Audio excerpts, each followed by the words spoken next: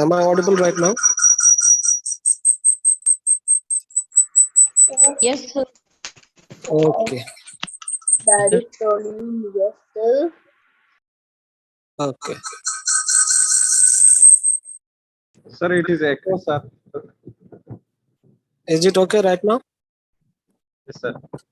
Okay. Welcome, buddy. Okay. Please mute all of you. Okay. So as we were talking about spelling, okay, in the we were talking about the that is the fourth unit in block 1, okay, the evolution of English language. So we came to talking about in terms of spelling. There are 3 levels on which the English language actually differs from one age to another age. Am I audible and visible both? Yes, sir. Okay, Yes, sir. thank you for your confirmation. Okay, so let's see over here that, okay, as I told you that, okay, so in terms of understanding the spelling, what we have to do is that we have to talk about what is letters and sound. Okay, so there are so many letters in our English language, and there are multiple sounds of a particular letter. So now, why such kind of discrepancy between letters and sounds? Okay, because there are no relationship between a sound and the letters. They're arbitrary, they're illogical, they're inconsistent and confusing. Okay, so why they are called arbitrary? Because I also gave the example yesterday. Okay, I also gave the example yesterday that there is no relationship between the letters. Like if you will take three letters like C-A-T and the sound that it produces, that is cat. So is there any relationship between the three letters, that is C-A-T, and the sound that is producing, that is cat? Okay. No, there is no relationship at all. Why? Because if instead of saying cat, C-A-T, cat, and if there is some other animal, so would it be any difference? No. Instead, my name is Dilwar Hussain. So instead of calling Dilwar, if I would take another name for in place of Dilwar, will I be changed? The person will be changed? No, the person will not be changed at all. So that's why there is no relationship. There is no inherent relationship between the letters and the word and the sound. Okay, so that's why English has 44 sounds, but these 44 sounds can be pronounced in 200 ways. Okay.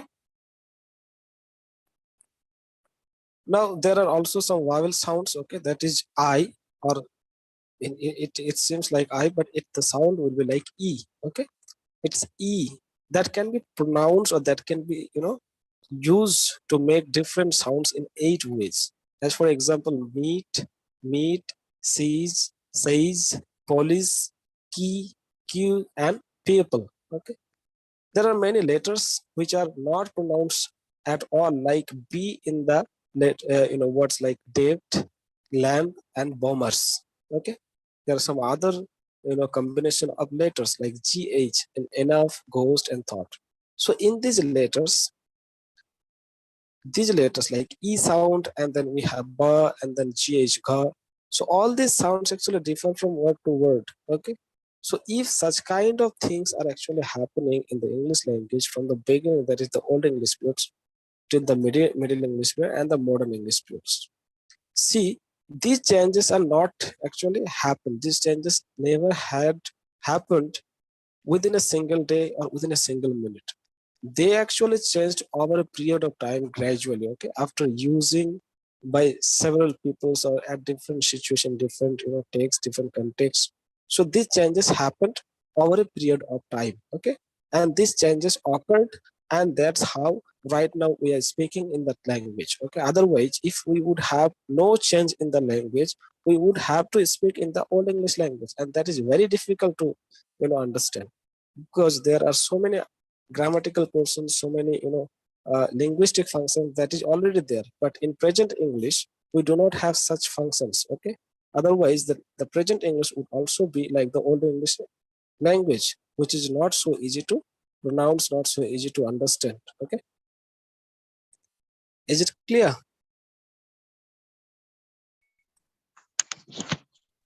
Yes, sir. Yes, Okay, yes, sir.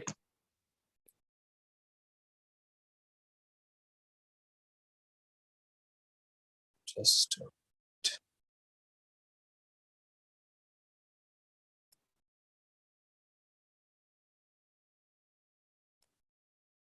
okay. So now the major reasons behind this discrepancy between letters and sound, spelling and pronunciation, and is the pronunciation is the continuous change the English language has gone through. However, two major factors brought uniformity in English spelling, and they are printing press and dictionaries. Now see, there are so many differences between the Old English language and the Middle English language and the present English language.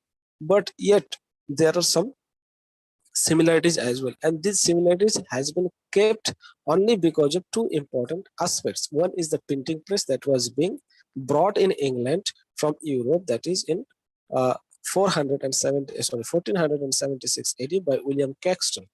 Okay, though it was first invented by Johannes Gutenberg in Europe. Okay, later on it was bought by William Caxton in 1476 AD.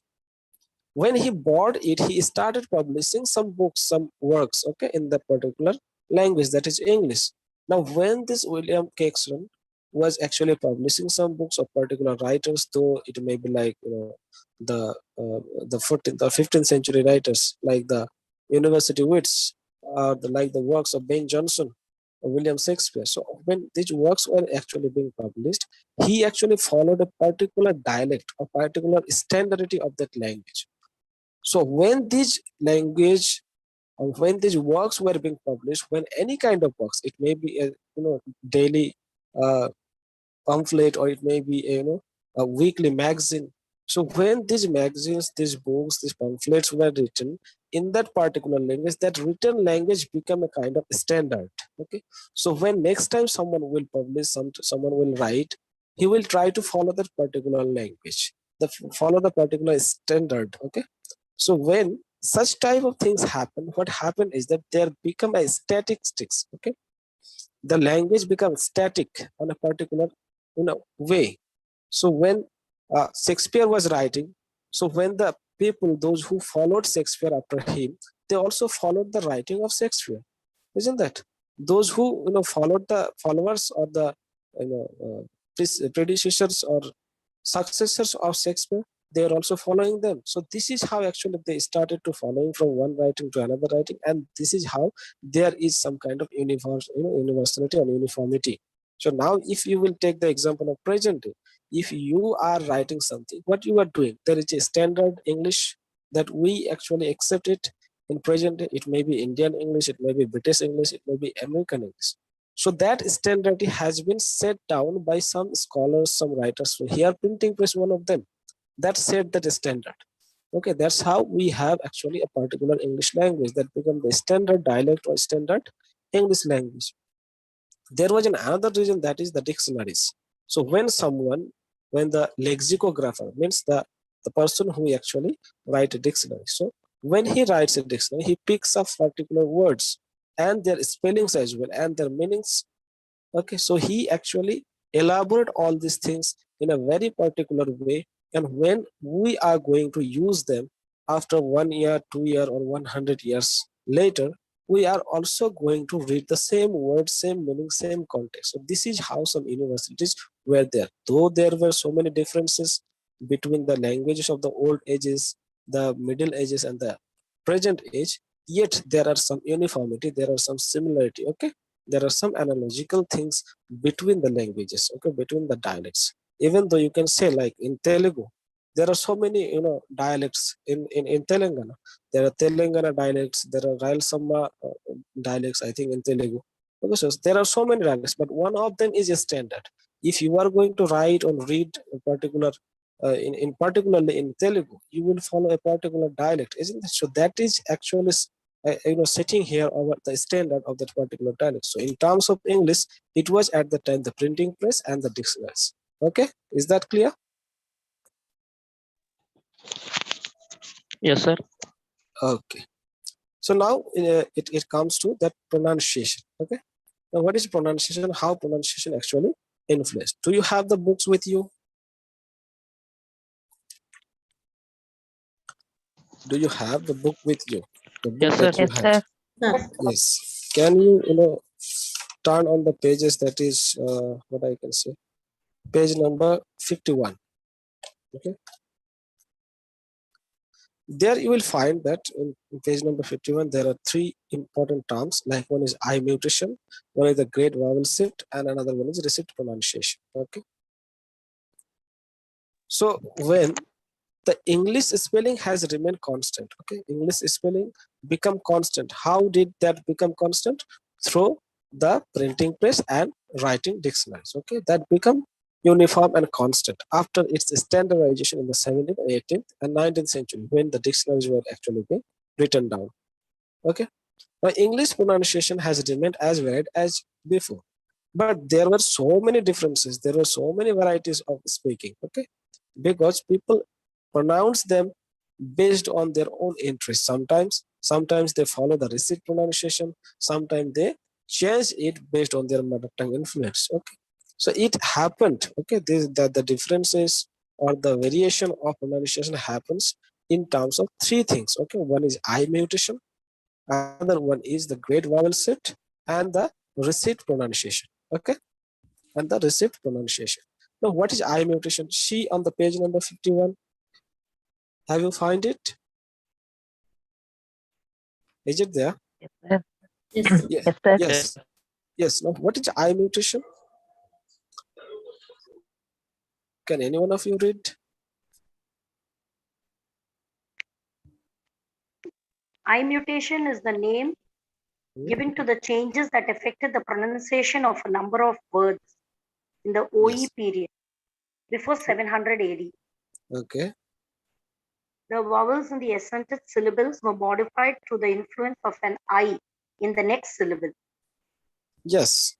So what it actually says that I mutation is the name of a given changes that affected the pronunciation of a number of words in the Old English period, that is before 700 AD. The vowels in the accented syllables were modified through the influence of an I in the next syllable. Now, what happens? Sometimes what happens is that we have a word particularly. There is what can I say? That there is the vowel sound that is I. Okay. Now, what happens in that case? If you will go to page number 46, you will find it there. Okay, that there is an example like okay. Let me tell you the example over here that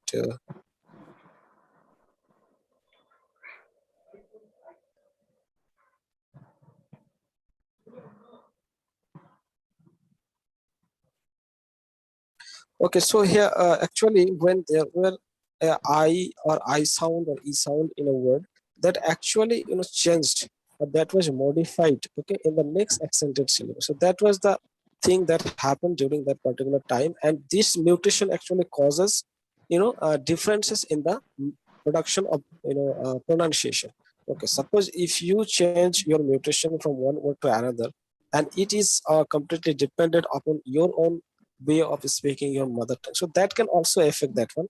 And there was another thing that was the great vowel shift.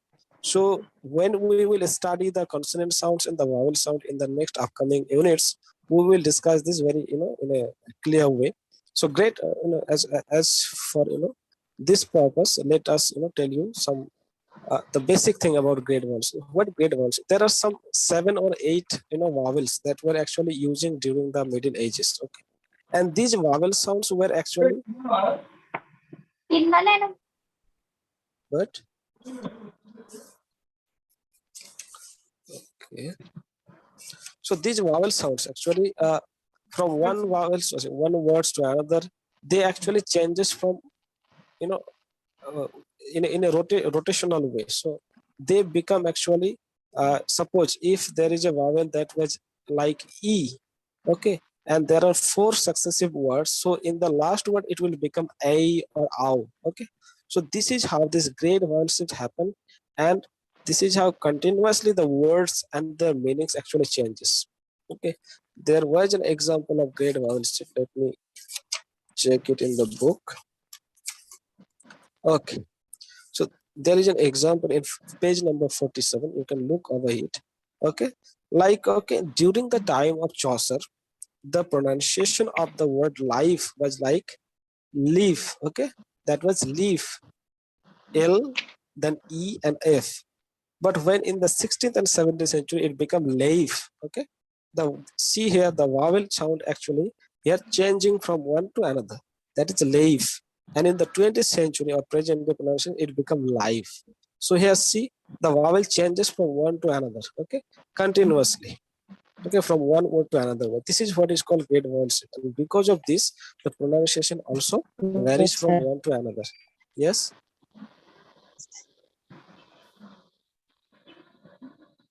Yes?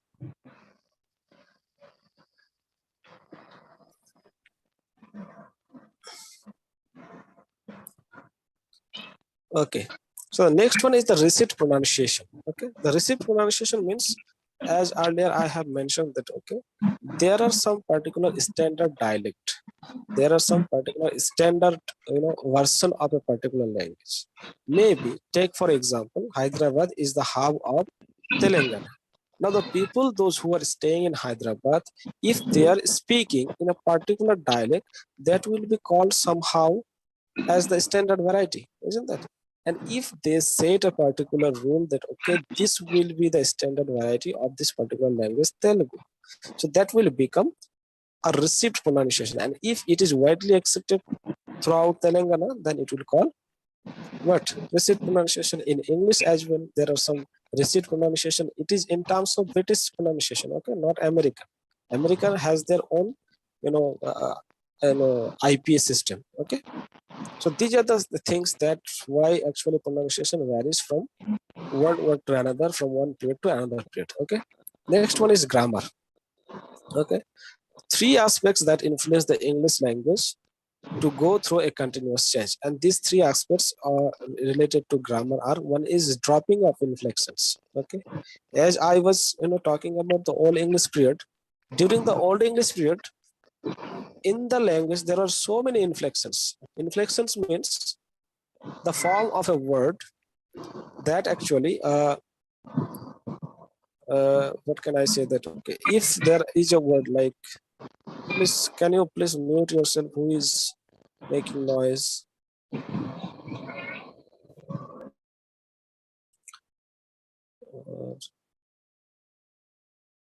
okay, so there are three things. Okay, there are three aspects that influence the English language to go with a continuous change. One is the dropping of inflection. In the Old English period, the language was so much inflected, means each word had so many parts. It may have a prefix, a suffix, and affixes. Okay, so all these things had a meaning, and we had to pronounce them as they were written. Okay, like earlier, HAS, right now it is has. Okay, earlier it was in the Old English language, it is hate, HATHAE. So it was like this. Okay, so if there were any kind of inflection, that also played a major role. Okay, now all these things were very difficult to calculate it or make under receipt pronunciation. Okay, so that's why what happened, we gradually dropped all these inflections that was heavily affected the Old English language. Okay, the next one is discarding of grammatical gender. There were also so many genders. Okay, sometimes we were talking about uh, maybe like we have now genders. How many genders we have? Feminine, masculine, and neutral. In broadly, we can say that there are three genders. One is feminine, another one is masculine, and another one is neutral. But earlier, what happened? There were so many genders. Okay, for each and everything, there were have a gender. Okay, so as a result, there were so many confusions as at all. But to group them, to minimize the complexity of gender, grammatical gender, we actually discard most of the genders right now. Okay. There was another important thing, that is the increased importance of word order. Earlier, what happened? Old English language didn't have a proper word order. That means they do not follow a particular arrangement of words in a sentence like subject, verb, object. That is there right now in present English. But the present English is very strict on this issue. Okay. So all these things actually affect the English language, and that is how right now at present we have this present English language. Okay, is that clear? Yes, sir. Okay, thank you.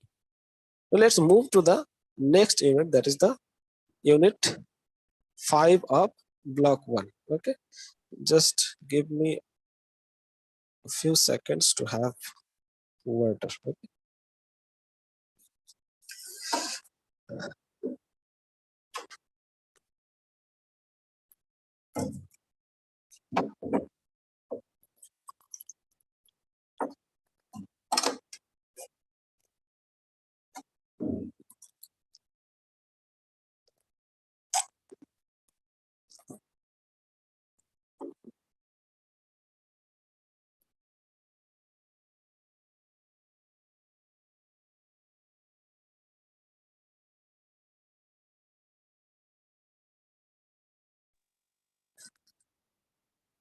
Well, now let's move into the next unit, that is the foreign element in English language. Now, what are the foreign elements that we can found in English language? In the beginning of the fourth unit, I was telling you that okay, England was not a country at all at the beginning. It was like zero at the time. Before the arrival of the Anglo-Saxon people, the Celtic people, the Roman people, then we have the Scandinavian people, the Vikings, then the Anglo-Norman period. Okay. So before that, English was not a language at all. Now, when these Anglo-Saxon people came into that land, they brought with them their language, and their language became the Anglo-Saxon language or Old English language. Now, when this language actually came into that particular land, that was not so affluent as it is right now. Okay, so that's why it has been estimated that Old English had a vocabulary of 50,000 words only. Okay, but even though it had 50,000 words, but all these words were not actually useful right now. Only you can say that 5% of these words are useful at the present time in present English. But the present day English have almost 10 lakh words, like 1 million words. Okay, 1 billion words. So see the difference. Old English had only 50,000, but right now we have 1 billion words. 5 lakh are regular words and 5 lakh are technical words. So regular words are being used continuously, but the technical words are used in specific purposes in specific occasions. Like if a doctor is using his language, he will use some technical words, okay, related to medical science.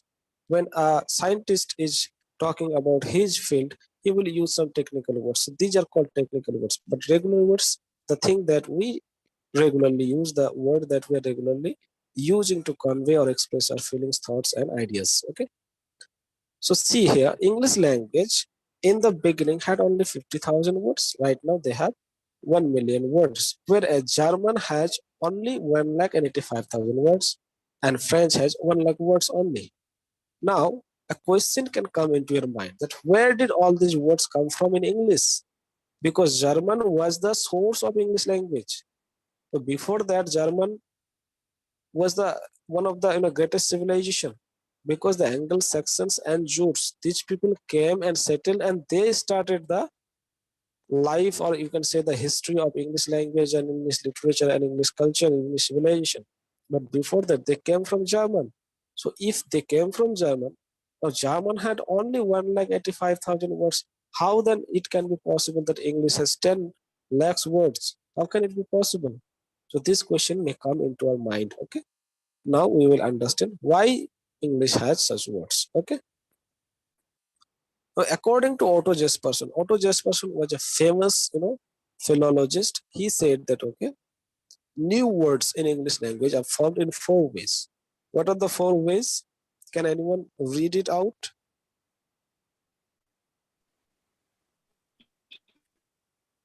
By adding to them, By adding to derivation, them, Yes, anyone? that is derivation. Yeah. By subtracting from them, Okay. by making them up, Okay. by doing nothing to them. Okay. So what have you understood? These are the by 4 ways how the new words are formed. Yeah. So what do you actually understood by these things? By adding them means, what is the meaning of by adding them? That is in bracket, there is derivation. Now derivations are the beginnings. Derivations are the beginning of a word or the ending of a word. Okay. So it could be the prefix or it could be the suffix. Okay. That we found in a word. Like, let me tell you that, what can I say, like that, tiredness. Okay. This is a word, tiredness or hungriness. Okay. The hungriness is a word where you will find the root word as hungry, isn't that? But there is another suffix added with it, that is ness. Now hungry is what? Adjective. Yeah, hungry is adjective, but in order to form a noun from this particular word, what we did is that we added a suffix with it. That is ness. When we say hungriness, it becomes noun. ION. TION. What? Like ION we will add. Yeah, ION is also a suffix that also we use also. Okay, like you can say that. ING Uh, form. yeah, IN. ing form. Yeah, ing is also there. Like ses is also there. Okay, Yeah. so all these things are actually a way of making new words, forming new words from one particular, aspect of grammar to another particular aspects, from adjective to noun, noun to verb. So these are the ways we actually form several words. So that's how right now we have so many words in English language, even though it had a few words only there in the Old English period. Another one is by subtracting from them. That is back formation. Okay. Now uh, you can say that, okay, what is back formation, what is subtracting? Okay, there is a particular word. You can say, like earlier, the burger that we are now eating, it had its complete name like hamburger. Okay, the actual name of burger was hamburger, but right now we simply say burger. Or you can say like that, mm, gas. Gas is a word, that is gas cylinder, or you can say that the gas that we use for cooking. So earlier the actual form of that particular was gasoline. Okay, it was gasoline, but from that we have now what? Only gas, isn't that? So when we subtract from a word and make another word, that is also called a way of creating new words. Then we have hybridization. Hybridization means when you put together two different things and make a single word. That is called hybridization. As for example, you can say like classroom. Classroom. In classroom, there are two different words, but you are putting together, clipping together, and make it a single word. Isn't that? Class and room. Both are two separate words, but you are making it one by putting them together. Isn't that? Another one is conversion. Now, what do you understand by conversion? Can anyone of you tell me what is conversion? Translation. No. Translation is something else, but here conversion. When, Verb converted to noun. yeah, Adjective converted to yeah. That's very noun. good. That's Noun. very good. Yeah. So as for example, let me tell you two simple words like water. Water is a noun, isn't that? Now, if you will make this noun as a verb, how will you use it in a sentence? Like water is a, you can say that, a very useful aspect that we use in our life. But when you are saying that I am watering the plants, what are you doing here? You are making the noun as verb, isn't that? So you are making this particular word water from noun to verb. You are watering here.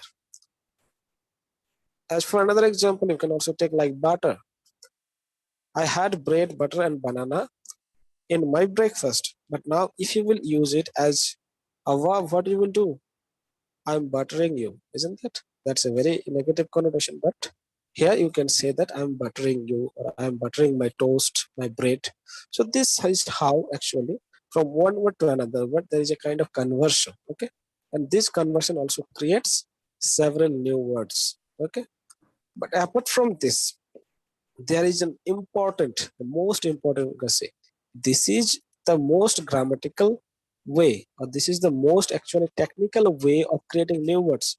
But there was another way that only the Britishers knew. Okay, they are famous for this one, to steal words, to borrow words. Okay, what they have right now are all borrowed, almost 80% borrowed, in terms of language, in terms of wealth, in terms of nation building, capabilities. All these things were actually borrowed. Here the term borrowed is a very educate, you can say that moralistic, but you can say that stolen words. Okay, stolen words. So apart from all these four ways of creating new words, there was another, that was borrowing.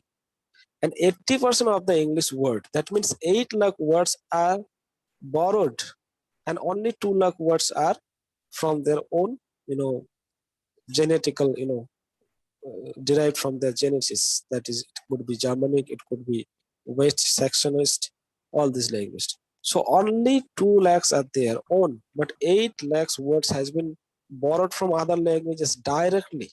Okay, directly they have borrowed all these languages. So these are some of the important ways of expanding your vocabulary from one single language, so one single stock of vocabulary to a multitudinal vocabulary. Okay, so let's go to the next slide, that is Anglo-Saxon vocabulary.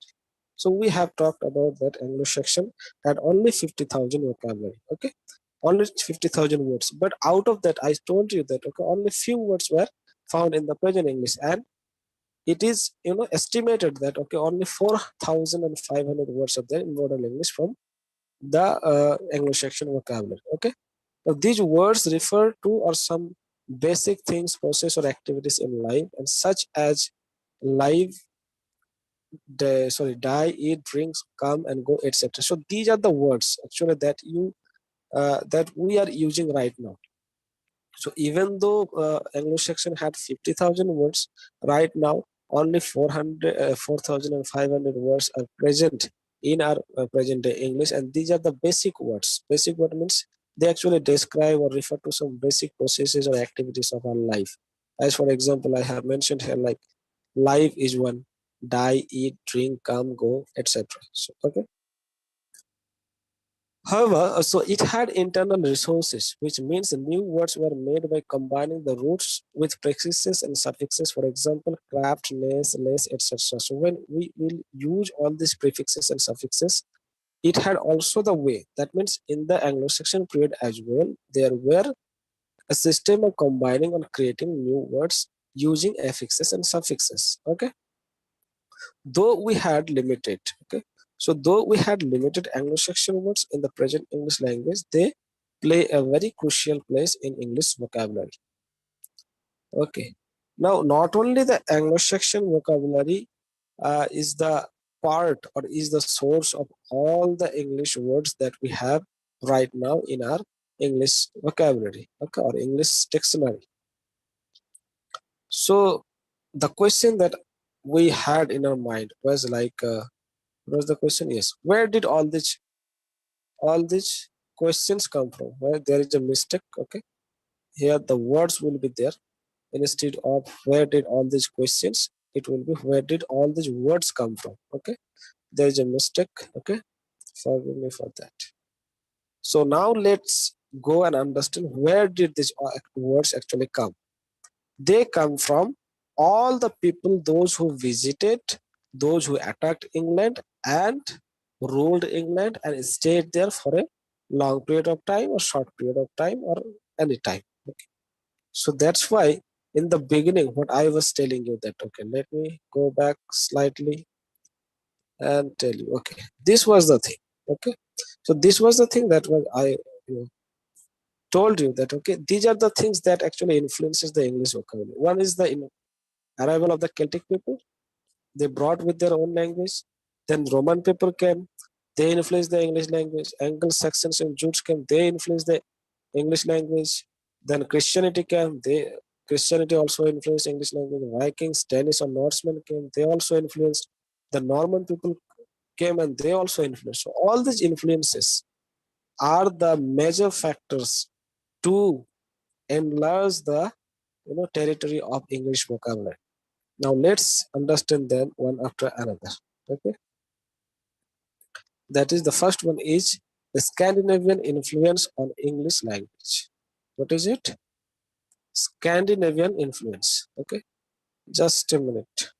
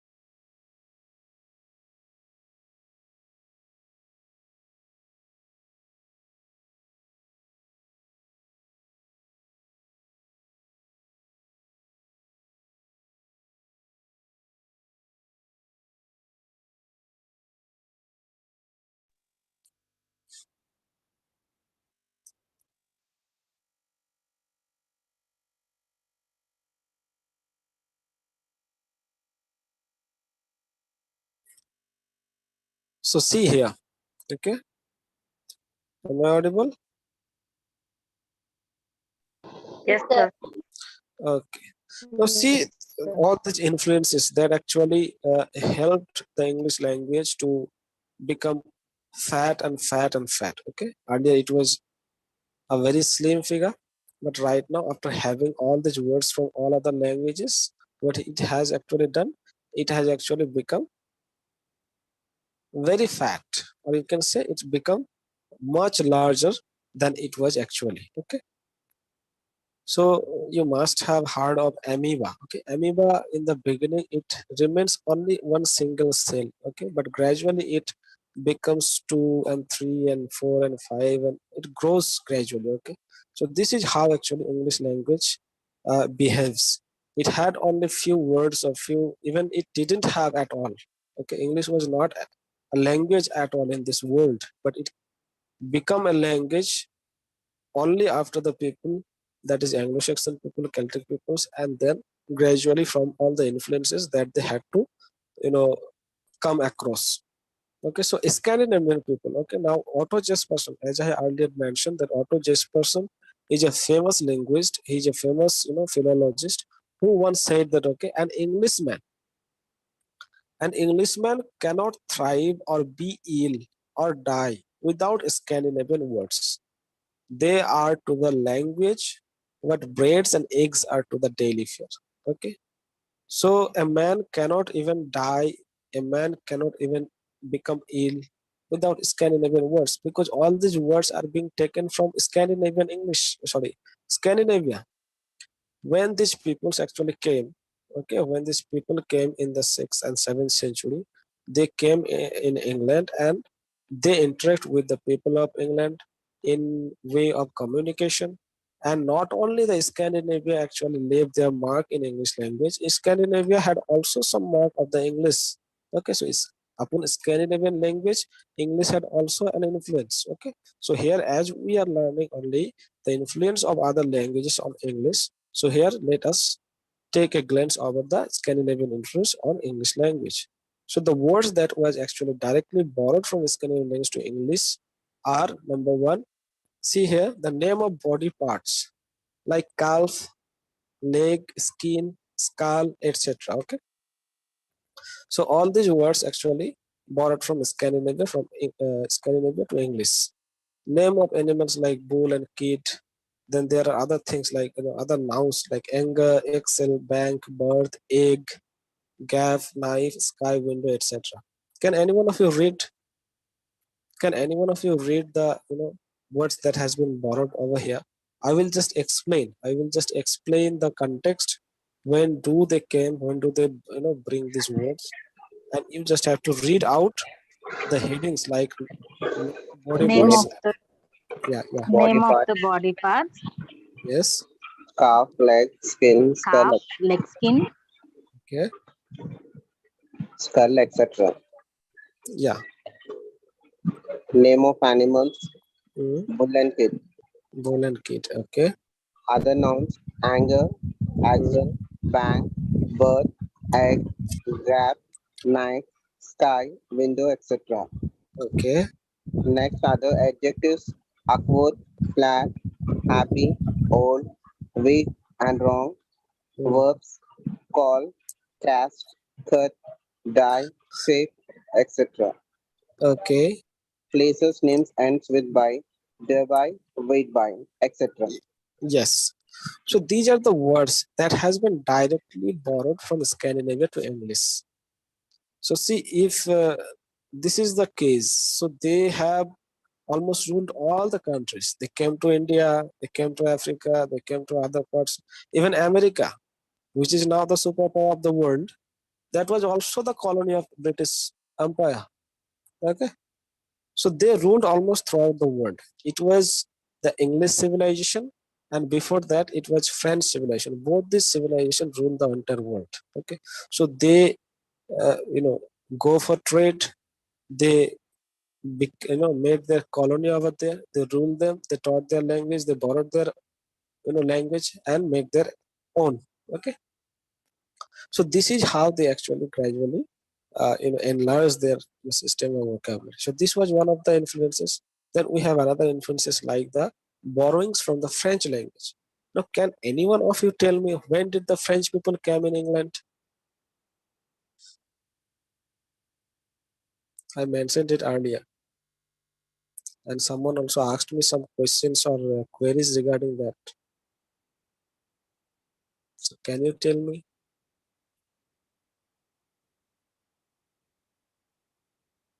Anyone of you?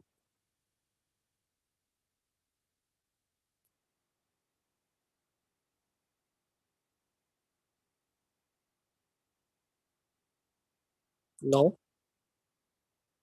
Yes or no? Okay, so let me tell you. So I, told you that in 1066 the Battle of Hastings happened, and the Old English period ended up with this battle, and the Anglo-Norman period started with this. And this king that is called the William the Conqueror, he was actually a man from France, because Normandy was partially a place from France, and he came from France, and he also borrowed his own, you can say the troops, or you can say navies, because they came from sea route, so he brought navies and his own, what can I say, like that, ships. So when he came, he brought his own language over here, and French influence is one of the most, vital influence. Why? Because when these French people came, they divided the entire society into three system. Okay, that is upper class, middle class, and lower class. They made French language for the upper class people. Okay, it was the language of study, it was the language of court, it was the language of parliament. So they made it as the prime focus on French language. So now it was a kind of compulsion for the people, those who were there in that particular land. They have to speak in what can I say, that particular language, that is French. Right now you can say that you can see that particular phenomena in India as well. Some people used to say that okay, Hindi is one of that language, but most of the people in India do not believe in that, because we have multiple languages in our country. We do not have a single language like other language, like in English. Okay, if you will go to Britain, you will find English, but there are so many varieties or so many dialects. But in India, there are multiple languages as well. So how can you say that okay, Hindi is the official language or the language of the court of the parliament? No, you can't say. So okay, so that's why we do not have any national language. We have official languages, that is Hindi, English. Okay, so if you don't like Hindi, you can English, you can use English. Okay, because that is not the original language of our own land, that is India. So that's how actually French language come, and it had so many influence on English language. Now, can any one of you read the words that actually came from French to English? Words related to government, crown, Yes. state, royal, court, parliament. Yes. Words related to nobility, prince, peer, duke, duchess, viscount, etc. Okay. Residential words, town, hamlet, hall, village, palace, mansion, domicile, etc. Terminus feudalism, marquis, square, page, sir, president, etc. Legal words, Yes. proof, bail, prison, arrest, pardon, Hmm. justice, etc. Okay, thank you. Now see that there are so many influences. So we are, what I'm going to do is that, because we have 20 units and we have to cover it within 8 classes only. Okay, so it is not so possible to read out all the examples. So what you have to do is that you have to go and look all these examples. Okay, you will not find written like as it is written over here that okay, what's related to government, what's related to nobility, you will not find in that book directly. Okay, so you have to read that, but you will find the headings like borrowing from the French language. Okay, you'll find the headings over there, so you have to read that in the upcoming weeks, and after that we will cover other units, because within 8 classes, I have to finish 20 units. Okay, and these are the some of the descriptive classes. That's why it takes too much time. But when we will start the linguistic portion, at the time it will take some fewer time than this one. Okay, so what you have to do, or what I'm going to do here right now, so after this influence, the next of the influence, I will just tell you, or I will just let you know that okay, how this language actually influence the English, and you have to read the words at your own from the book. But if you have any problem to understand, later on in the next class you can ask me. Okay, is it fine? Okay. Fine, sir. Thank you, sir.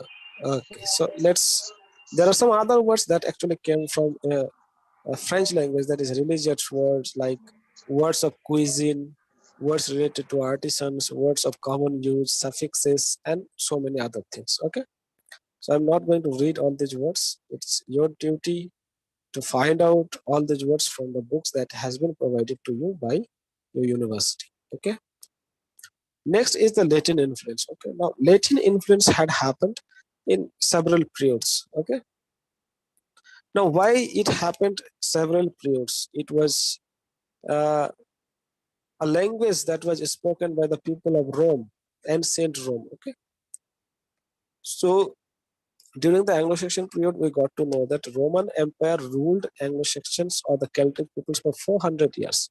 So when they came, they brought their language as well. Later on, in 597 AD, Saint Augustus also came to convert the people into Christianity. Okay, so when he came, he spreaded his religion as well as the language, isn't that?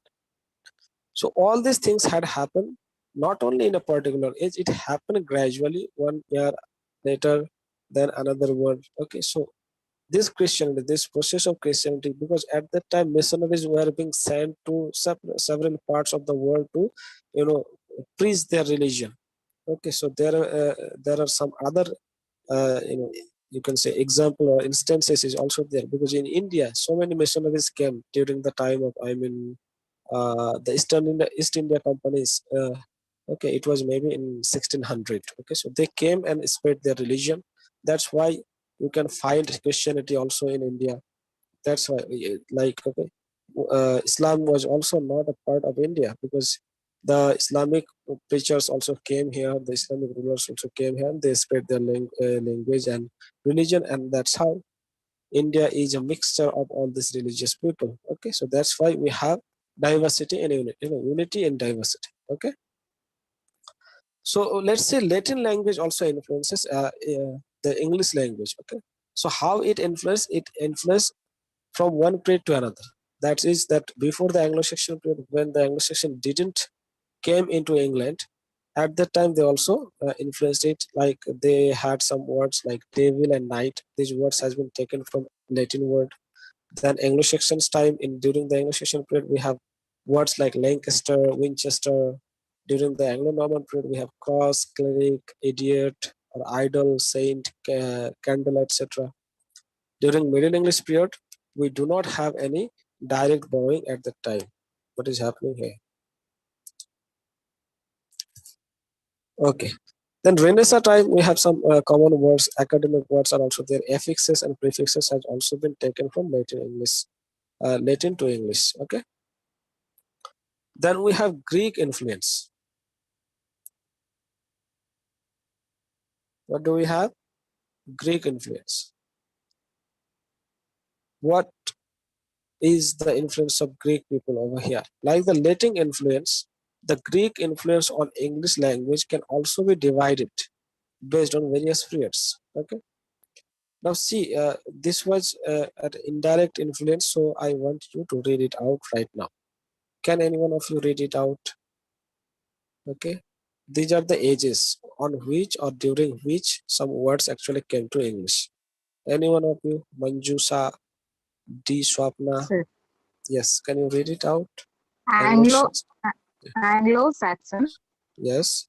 Angle, Crutch, Reed, Days, Bible, Ecstasy, Idiot, Surgeon, Theater, etc. Okay. Asylum, Chemist, Chorus, Cycle, Character, etc. During Okay. 19th and 20th century, many scientific words were borrowed in this time, such as astrology, astronomy, biology, microscope, etc. Okay. Thank you very much. Okay, so these are the words that actually has been borrowed directly from the Greek language. Okay. Now you might have heard of Greek because you have a paper that is called criticism, isn't that? You have a paper of criticism that is going to be held after my class, isn't that? You have 5 papers.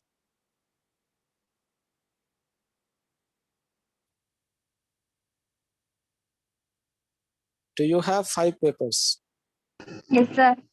Yes. Yes, So sir. what is the next paper is going to be taken today? It is about criticism, isn't that? Literary criticism.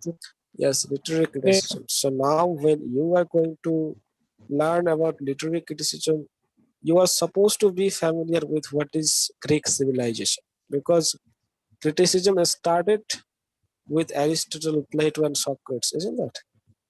So you must have to have a background knowledge about Athens, because that was the hub of criticism at the time. And this civilization was much more older than English civilization and other civilizations. Okay. So there we have Socrates, we have Plato, we have Aristotle, Alexander the Great, and other philosophers as well. Okay. So you are studying that, isn't that? Who is teaching that paper? Can you tell me?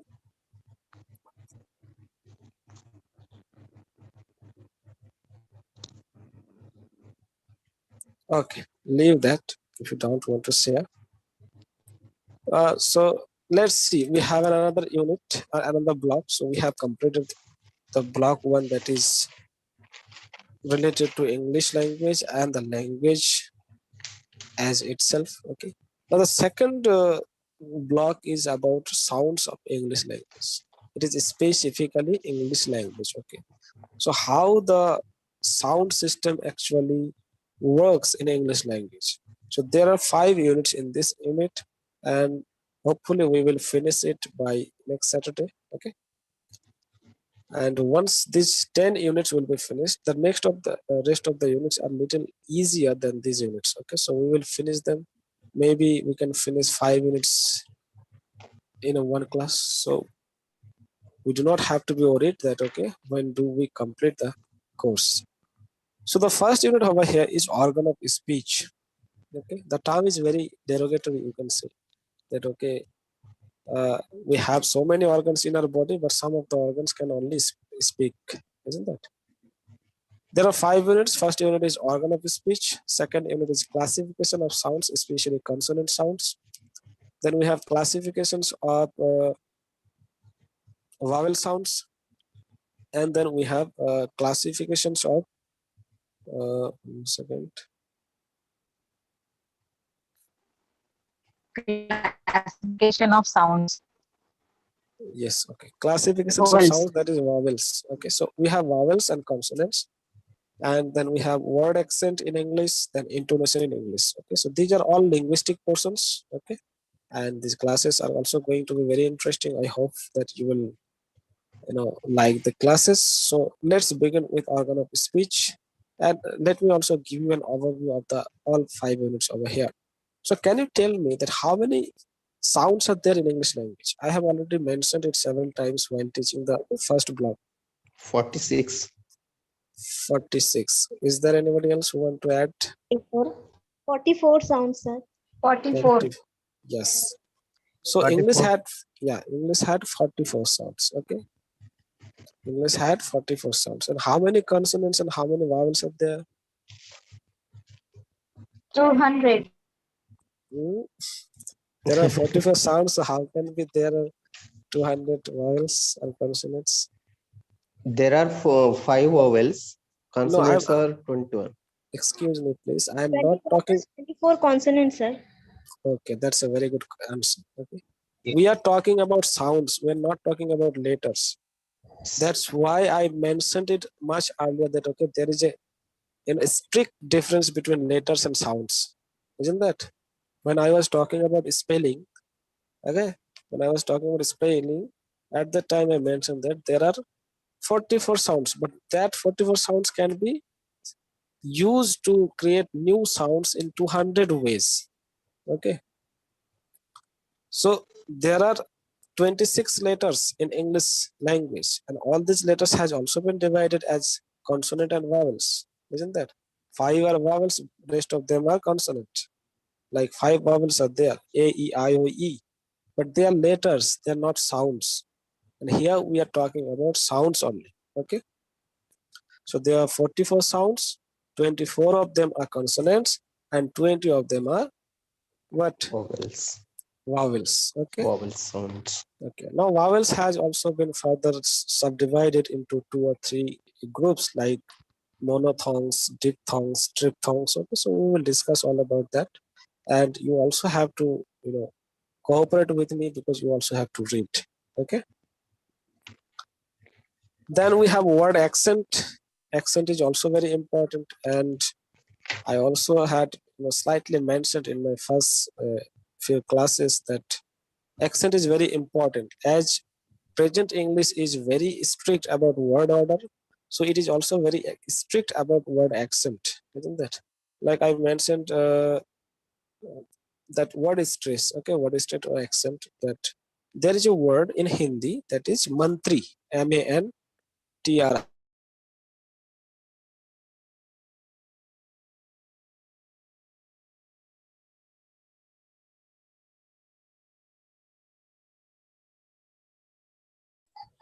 Sir, you are not audible, sir.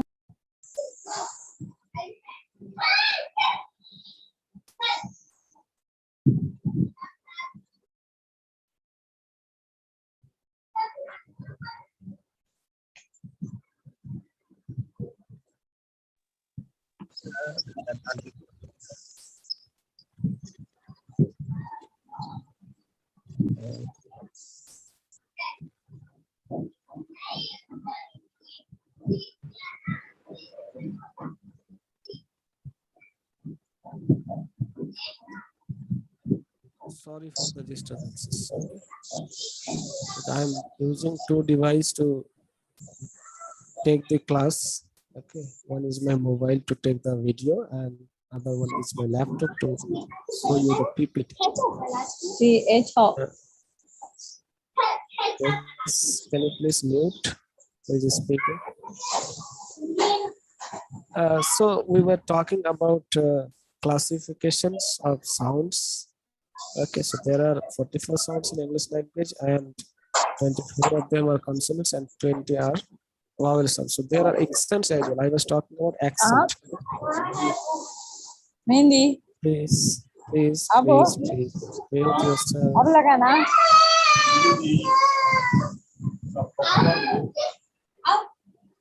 Can you mute yourself, please? Thank you. Okay. So word accent, that I told you that in English language there is a strict rule to follow word accent, and it is according to the receipt pronunciation as well, or you can say the IPA. Okay, International Phonetic Alphabet. So based on that rule, we have to follow word accent or word stress. So if you want to take an example, you can say that the word minister in English, and in Hindi it is mantri. Okay, so in mantri, when we speak the word mantri, we do not actually put extra forces on a particular syllable. Okay, but when we actually divide it, there are 2 syllables in mantri, man and tri. So here we are not putting extra forces or extra stresses upon a particular syllable, but in terms of the English word, that is minister, there are 3 syllables, and one of the syllables will be stressed or accented. Okay,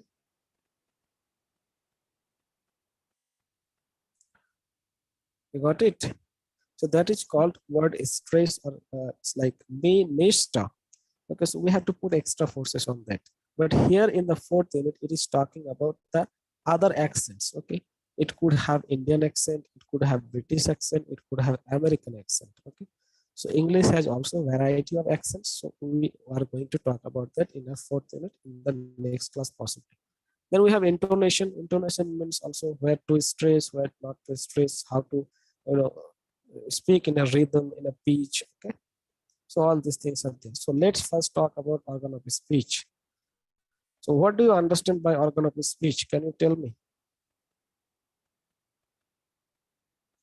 Can anyone of you tell me what do you understand by the organ of speech?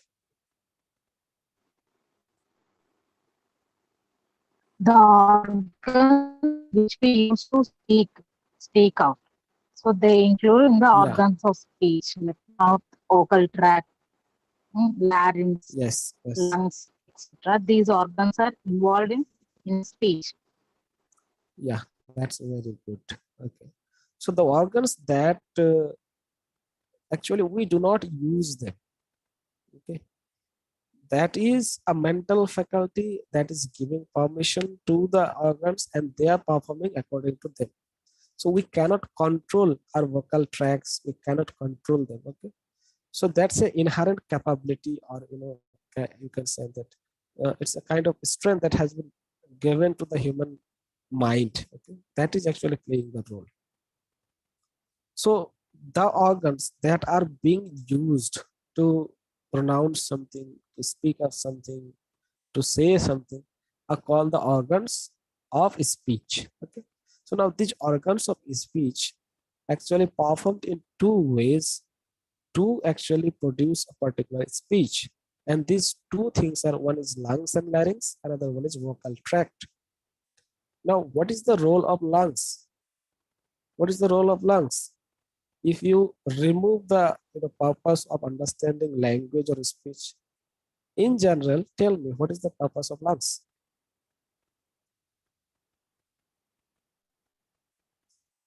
The purpose of lungs is to take breaths in and out, isn't it?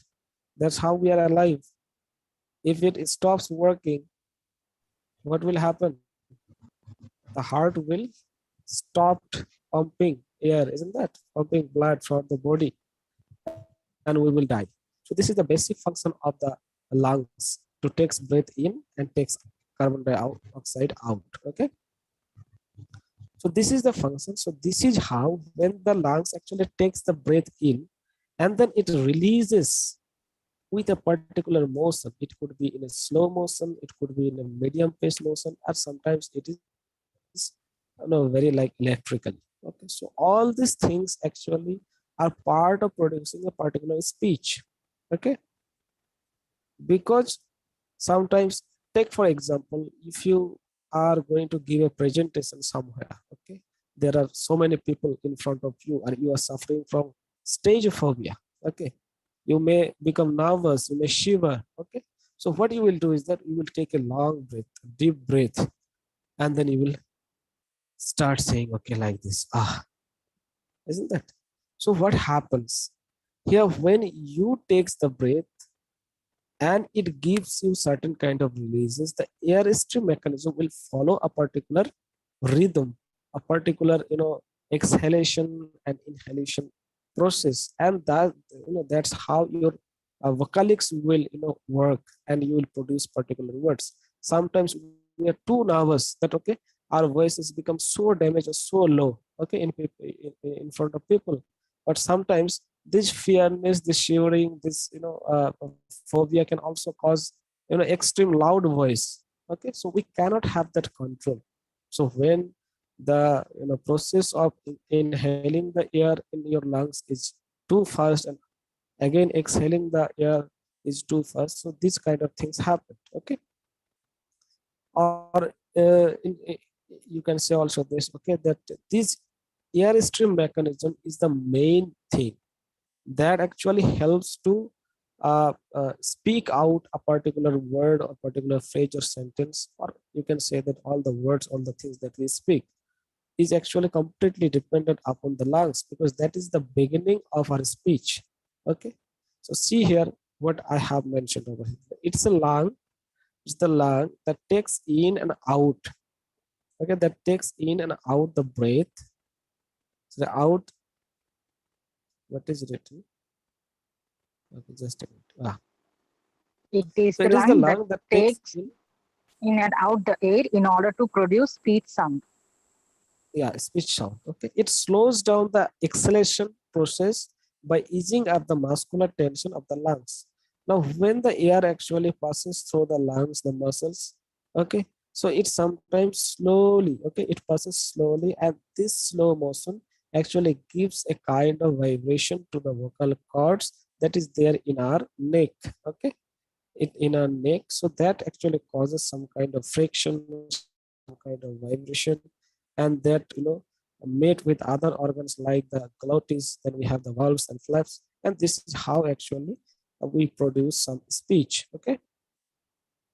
This artificially extended period of pressure from our lungs is used to produce speech, okay. So when this artificially, I mean, you take breath in a normal motion, okay, if you are in a very calm position, calm situation, you will take your breath in a very normal way, okay, you will breathe in and out, that's a very normal thing. But when you are going to speak, you are going to keep some breath inside, some outside, okay. So this process, this is artificial process, and this actually used to cause our speech, okay. As the air pressure difference is generated with the help of lungs, speech sound produced in this way are called pulmonic, okay. Now if there is a disease in your heart, is in your lungs, that is called pulmonary disease. And now if any sound is being produced through the flow or the pressure of the pressure generated by the, lungs to produce air and to take air inside is called pulmonic, okay. The sound that is being produced is pulmonic. And most languages of the world use the pulmonic aggressive airstream mechanism to produce speech. So what it actually means is that whenever we speak, what is the most important thing is that we have to exhale or aggressive, okay, and not ingressive. We do not have to ingress the air into our lungs. We have to egress the air from the lungs, and that's how we will speak, isn't that? So this is the, basic thing that lungs actually do while we use it in creating speech or in making speech, okay. So this is one of the most vital organs that plays the most vital role for making speech. Then we have larynx as well. So what is larynx? When the lungs will do its function, after that the sound will pass through the larynx, okay. Now how do they look? I haven't, added any picture over here. So what you can do is that you can refer to the book that has been given to you, and you go to the chapter, or sorry, block 2, unit 1, speech of organs. There you will find some pictures, okay, and there will get to know that how these things actually work. Though I haven't mentioned any picture over here, okay. If you want me to show the pictures, I will add it in the next class and I will show you, okay. Is that fine? Or you can go and, see that, okay, what is glottis, what is vocal cords.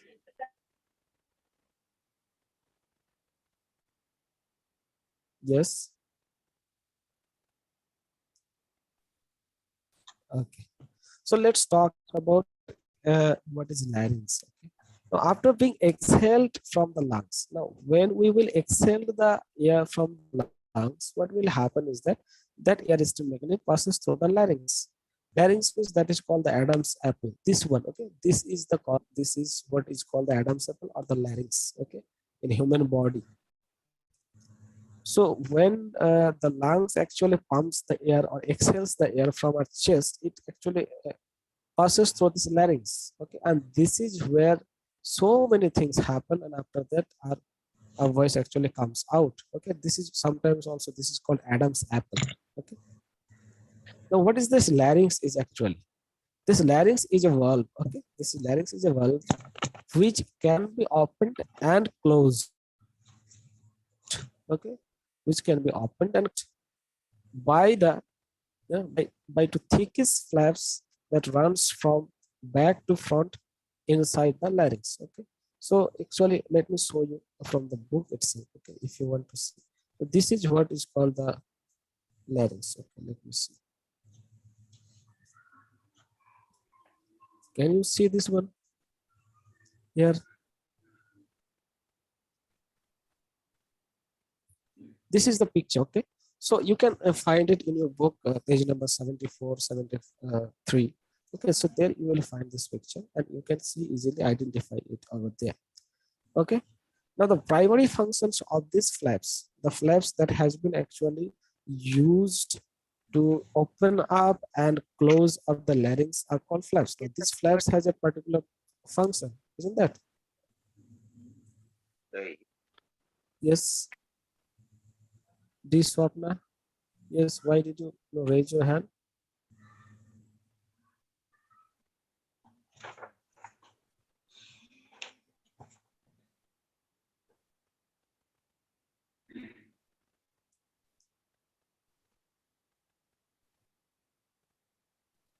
Do you have any question?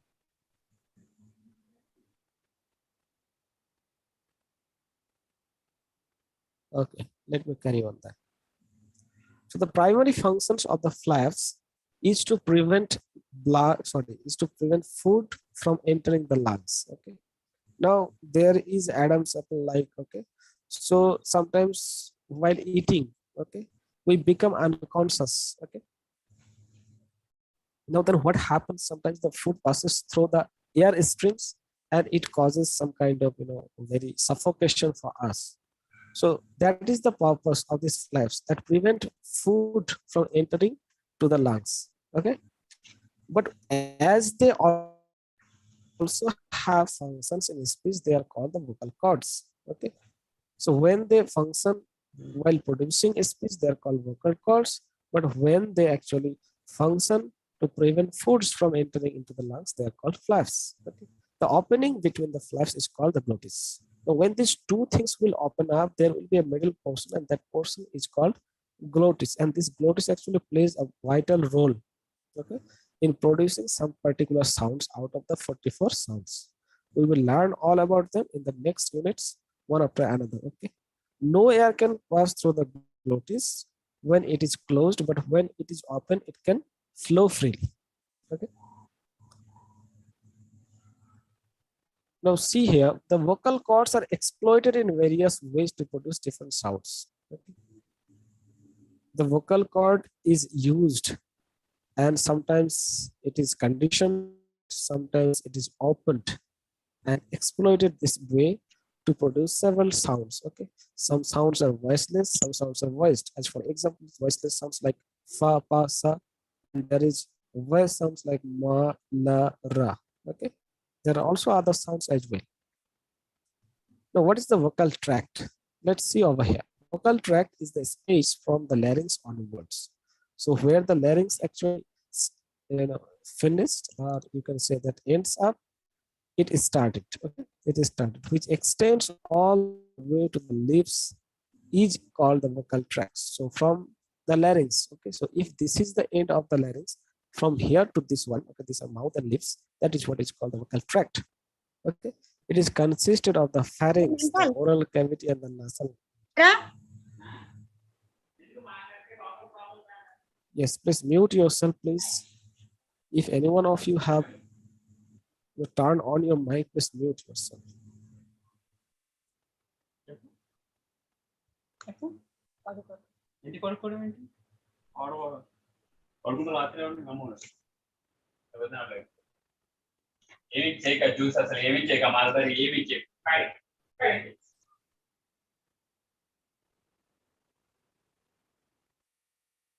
ఎక్కువ పాడకూడదంట చూడు రాసుకోండి vocal tract దెబ్బతింటదంట lungs problems ఇప్పుడు అదే చెప్తున్నాడు vocal tract గురించి చెప్తున్నాడు అది screen someone is talking about vocal tracts and larynx in Telugu, but I can't understand you. Please mute your mic. Okay, please mute your mic. Let's talk about vocal tracts. So it's the portion from the larynx to our mouth or nasal cavities. Okay, so it is made of cavity, it is made up of nasal, and it is about the pharynx. Now, what is the pharynx? The pharynx is about the part that extends out from the larynx to the velum. Okay. Now, if we are going to talk about velum, then we must have to talk what is velum. The velum or the soft palate is the valve which closes the entrance of the nasal cavity.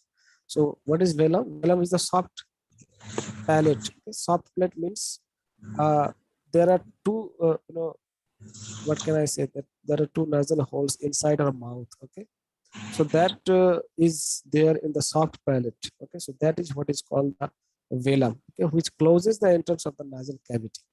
When it is pressed up, the butt opens the cavity, and when it is allowed to hang down, as in normal breathing. Okay, just a minute.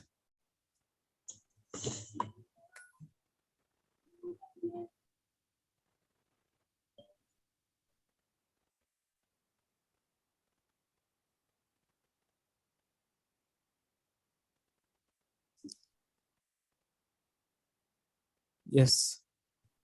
Now let's talk about the mouth or the oral cavity. Okay. So now the oral cavity is the most important, most important part. Okay, this is part, but here unfortunately it is mentioned as past. Okay. So it is the most important part of the vocal tract because it is here the most modifications and articulatory contracts are made. Okay, sometimes we use our vocal tracts, oral cavities to pronounce some words in a very sarcastic way, in a very Kathy, vivid pencil way. is So these are the, yes, we have only few minutes to complete. Please mute yourself. Okay. And next day our class will be the next weekend on Saturday. Okay. So what you have to do is that you have to study about the classifications of consonant sounds. Okay, this will be your homework, and we will discuss it. Okay, I will discuss with you.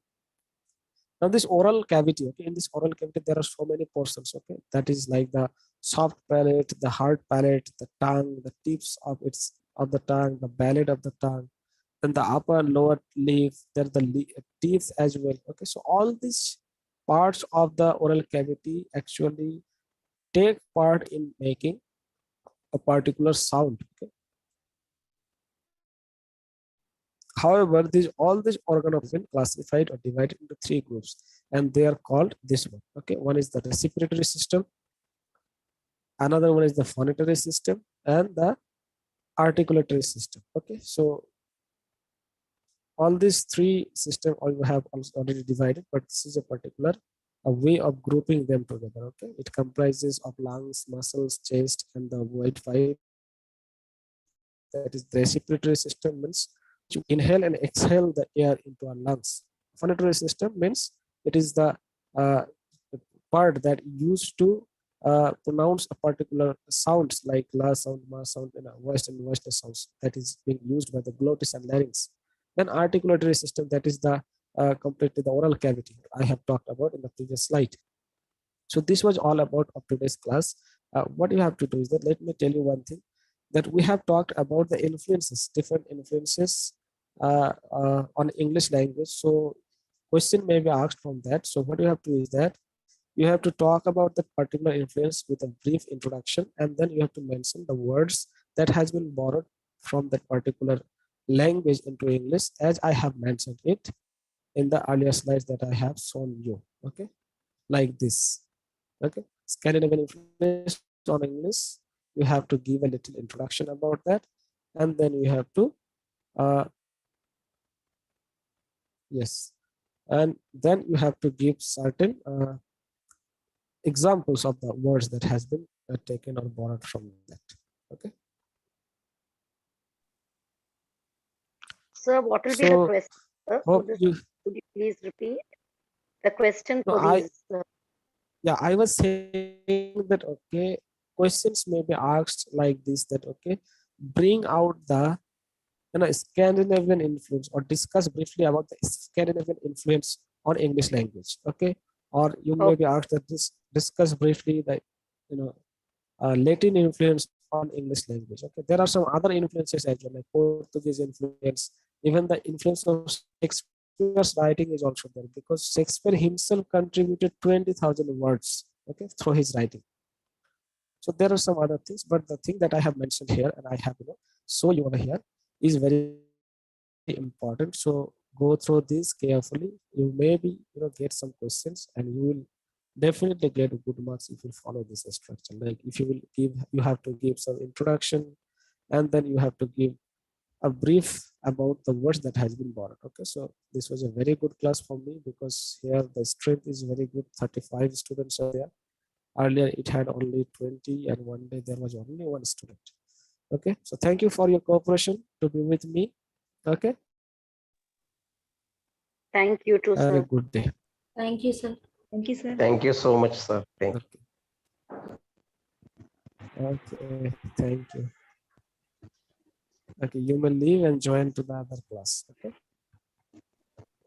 Thank you, sir. Yes.